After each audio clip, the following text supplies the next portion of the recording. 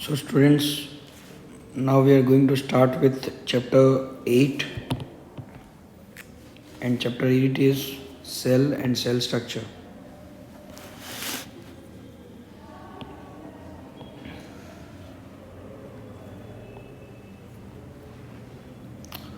So what is meant by a cell first? Cell पहले तो आप इसकी डेफिनेशन लिख लीजिए. सेल डिफाइन होती है the basic structural and functional unit of life. इसे कहते हैं सेल. इस डिफाइन को अगर हम समझें तो काफ़ी चीज़ क्लियर हो जाती हैं.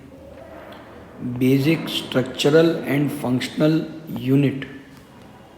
बेसिक स्ट्रक्चर मतलब जिससे हम बने हुए हैं, और फंक्शनल मतलब जो सारे फंक्शंस परफॉर्म करते हैं. सो डायरेक्टली और इनडायरेक्टली सेल जो है वो बॉडी में होने वाले किसी भी लिविंग ऑर्गेनिज्म में होने वाले सारे फंक्शंस के लिए रिस्पॉन्सिबल है. और सारे लिविंग ऑर्गेनिजम्स का जो स्ट्रक्चर होता है, उनका जो बॉडी होता है, उनके जो ऑर्गन्स होते हैं या उनके टिश्यूज़ होते हैं, उनका लोएस्ट पार्ट जो होता है, सबसे छोटा पार्ट, वो होता है सेल. इसलिए सेल को structural and functional unit of life कहा गया है. सेल सबसे पहले रॉबर्ट हुक ने डिस्कवर किया था 1665 में, जब उसने कॉर्क की स्लाइसेस देखी थी. कॉर्क क्या होता है?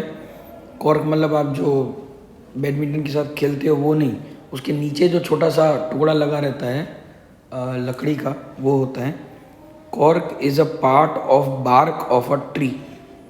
तो उसमें उसने कुछ ऐसे छोटे छोटे कंपार्टमेंट्स देखे थे, होल्स देखे थे. इन बॉक्सेस को, जो कोम्ब लाइक स्ट्रक्चर्स दिख रहे थे, हनी कोम्ब के जैसे स्ट्रक्चर्स को, उसने नाम दिया सेल. हालांकि ये सारे डेड सेल्स थे. देखो, Hooke coined the term cell for each box. और उसने तो डेड सेल्स देखे थे, क्योंकि ये जो प्लांट के जो कॉर्क सेल्स होते हैं वो डेड सेल्स होते हैं. फिर जब इसकी डिस्कवरी हुई, रॉबर्ट हुक ने ये जब पूरे दुनिया को बताया, तब जाके बहुत सारे दूसरे साइंटिस्ट ने इन सेल्स की और खोज की और उसके बारे में ज़्यादा डिटेल में जानने की कोशिश की. Cell of organisms could be observe only after discovery of improved microscopes.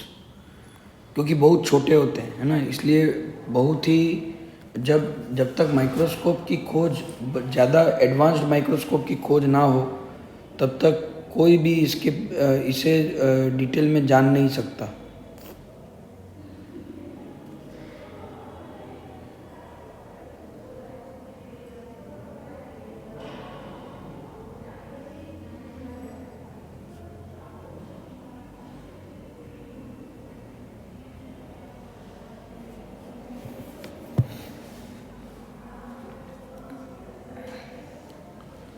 अब आगे बढ़ते हैं हम.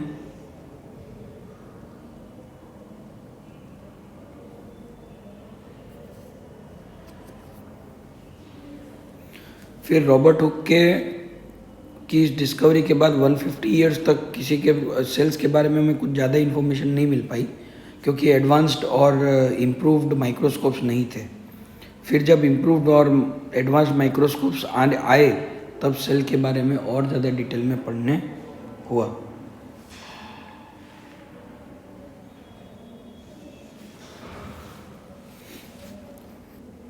ये जो सेल स्ट्रक्चरल यूनिट में एक और एग्जांपल मैं दे सकता हूँ. जैसे कि हमारा घर है या हमारी बिल्डिंग्स होती हैं, दुकानें हैं, वो कैसे ब्रिक्स से बनी हुई रहती हैं, है ना. ब्रिक्स से बनी रहती है अलग अलग इस तरह से. तो इन ब्रिक्स को जोड़ के फिर जो बिल्डिंग का स्ट्रक्चर है वो बनता है. तो हमारे सेल भी कुछ इसी तरह से हैं. हमारे सेल को एक एक सेल को जोड़ जोड़ के इन सब की जो हमारा बॉडी है या कोई भी लिविंग ऑर्गेनिज्म है उसका स्ट्रक्चर बनता है। इसीलिए सेल को बेसिक स्ट्रक्चरल यूनिट कहा जाता है।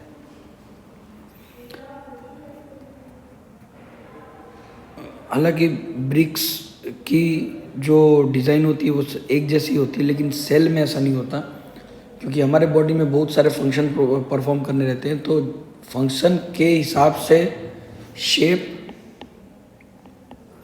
और साइज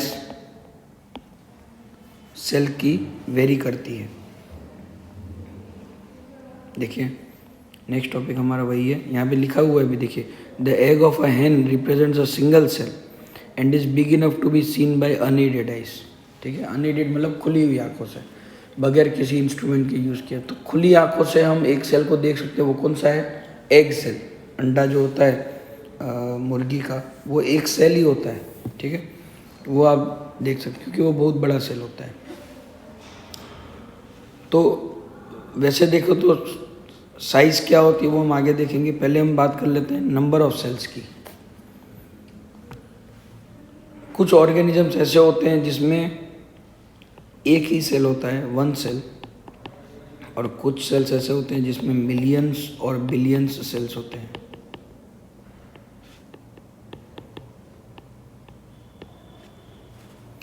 मिलियंस और बिलियंस सेल्स। ठीक है, इन मिलियंस और बिलियंस सेल से मिल के एक स्ट्रक्चर बनता है। तो जिनमें एक सेल होता है उन्हें यूनिसेल्युलर ऑर्गेनिजम्स कहा जाता है, और जिनमें बहुत सारे सेल्स होते हैं उन्हें मल्टीसेल्युलर ऑर्गेनिजम्स कहा जाता है। किसी ऑर्गेनिज्म में ये नंबर ऑफ सेल्स कम होते हैं, किसी में ज़्यादा होते हैं।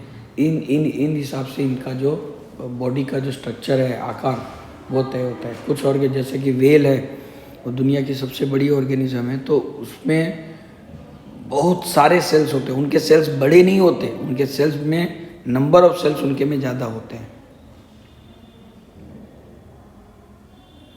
The organism with billions of cells begin with life with single cell which is then fertilised egg. हाँ, जैसे मैंने आप लोगों को बताया कि एग जो है वो hen का एग, वो एक सेल है। तो कोई भी ऑर्गेनिज्म जब जन्म लेता है तो उसके पहले वो एक ही सेल होता है, फिर वो एक सेल से डिवाइड होते होते होते होते होते होते होते होते उसमें डिफ्रेंशिएशन होता है, बहुत सारे फिर टिश्यूज़ बनते हैं, फिर ऑर्गन, और उसके बाद उसका पूरा स्ट्रक्चर बनता है। देखिए सिंगल यूनिसेलुलर ऑर्गेनिज्म के एग्जांपल्स दिए हुए हैं कुछ, अमीबा और पैरामीशियम, नाम याद रखने चाहिए आपको। सिंगल सेल ऑर्गेनिज्म जो होते हैं, जैसे ये अमीबा और पैरामीशियम मैंने बताया, वो ऑर्गेनिज्म ही है पूरा, कोई एक सेल है पर वही ऑर्गेनिज्म, तो वो एक सेल वाला ऑर्गेनिज्म है। They perform all necessary function that multicellular organism perform, जैसे कि न्यूट्रिशन है, डाइजेशन है, रेस्पिरेशन है, एक्सक्रीशन है। इस तरह के सारे फंक्शंस जो मल्टीसेलुलर ऑर्गेनिज्म करता है, वो सारे फंक्शन यूनिसेलुलर ऑर्गेनिज्म भी करता है। Single cell organism like amoeba capture the food, digest the food, respires, excretes, grows and reproduces. ये सारे फंक्शन एक मल्टीसेलुलर ऑर्गेनिज्म भी करता है। Similar functions in the multicellular organisms are carried out by group of specialised cells performing different tissues. Tissues in turn form organs. जैसे हमारा जो brain है वो अलग किस्म के टिश्यूज से बना हुआ, अलग किस्म के सेल से बना हुआ। हमारे जो मसल्स हैं वो अलग सेल से बने हुए, हमारे जो बोन्स हैं वो दूसरे सेल्स से बने हुए हैं। तो ये सेल मिल के टिश्यूज़ बनाते हैं, टिश्यूज़ मिल के ऑर्गन्स बनाते हैं, और ऑर्गन्स मिल के ऑर्गन सिस्टम बनाते हैं। उस तरह से मल्टीसेलुलर ऑर्गेनिजम्स में वर्क होता है। शेप भी काफ़ी कुछ फंक्शन पे ही डिपेंड करता है। ठीक है, जैसे ये रेड ब्लड सेल्स हैं, ये हमारे मसल सेल्स हैं, ये हमारे नर्व सेल्स हैं जो मैसेज को ट्रांसफ़र करते हैं। जो ब्रेन में सारे इस तरह के सेल्स होते हैं, मसल्स में सारे ये सेल्स होते हैं क्योंकि उन्हें आगे पीछे ऊपर नीचे वर्क करना रहता है। आरबीसीज में हीमोग्लोबिन जुड़ा हुआ होता है जो ऑक्सीजन के ट्रांसफ़र के लिए रिस्पॉन्सिबल है। तो इस तरह से जिसका फंक्शन उस तरह से वो काम करते हैं।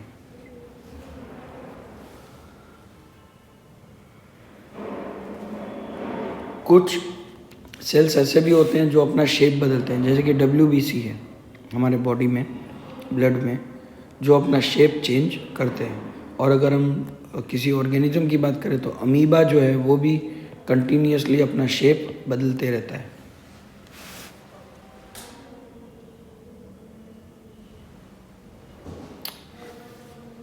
अमीबा, यहाँ पे एक बहुत अच्छी सी एक बात एक्सप्लेन की है। अमीबा क्या करता है, जैसे ये अमीबा है, कोई भी रैंडम स्ट्रक्चर आप बना सकते हो, और मान लो कि उसने अपना यहाँ पे एक फूड पार्टिकल अपना देखा है, तो ये क्या करेगा, अपने बॉडी में से उसका ये जो सेल मेम्ब्रेन होता है,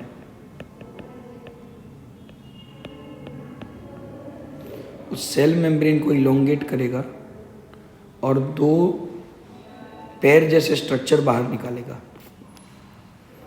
फिर धीरे धीरे वो जो फूड है उसको घेर लेगा,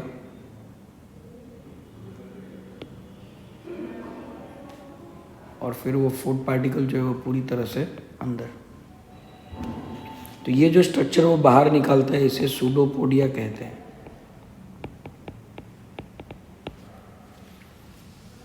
ठीक है, तो the projections of varying lengths protruding out of its body, these are called pseudopodia. Pseudopodia, अगर हम इसको 2 अलग अलग वर्ड्स से समझें, सूडो और पोडिया। सूडो मतलब फॉल्स, पोडिया मीन्स लेग्स। नकली पैरों जैसा स्ट्रक्चर बाहर निकालेगा, ऐसा लगता है कि 2 पैर निकले हुए हैं पर पैर निकलते नहीं हैं, पैर जैसे कुछ होते हैं। ये अपना सेल मेम्ब्रेन का इलोंगेशन होता है, बस सेल मेम्ब्रेन इलोंगेशन।